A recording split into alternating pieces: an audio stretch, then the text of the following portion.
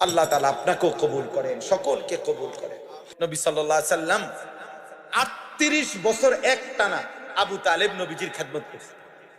একদিন দুই দিন, 38 বছর। নবীজির বয়স যখন 12, তখন দাদা আব্দুল মুত্তালিব আবু তালেবের হাতে নবীকে তুলে দিয়েছে ইন্তেকালের সময়। নবীজি সাল্লাল্লাহু আলাইহি সাল্লামের বয়স যখন 50, তখন আবু তালেব ইন্তেকাল করেছে। তাহলে 12 থেকে 50 কয় বছর? 38 বছর।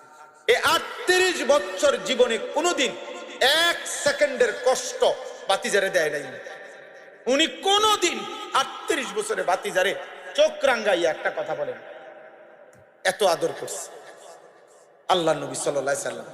বুখারীর রিওয়ায়াত, অজরে চোখের পানি ফেলছে।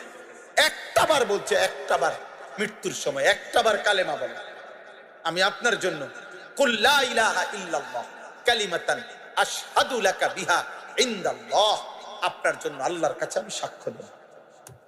আপনি শুধু একবার কইয়া রাখেন আমার কাছে, আপনি কইয়া। কোন কোন রিওয়ায়াতে আছে নবী শেষ পর্যন্ত বলছে কানে কানে কর, আমি কাউরে বলতাম না, জান আমি শুধু শুনে রাখতাম, হাসরের ময়দানে আল্লাহরে শুনাম আমার চাচা।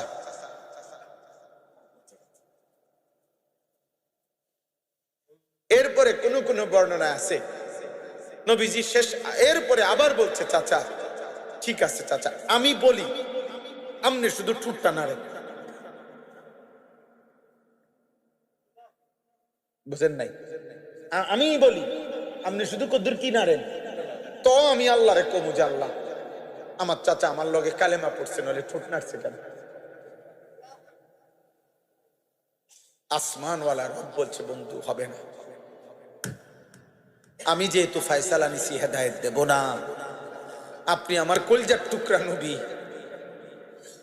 আপনি আমার সবচেয়ে প্রিয় নবী, আপনি আমার ভালোবাসার জন, আপনারে আমি অনেক ভালোবাসি, আপনার চোখের পানি আমি খুব কদর করি, কিন্তু আমি সিদ্ধান্ত যে নিছি হেদায়েত দেব না, আমি দেব না যে দেবই না।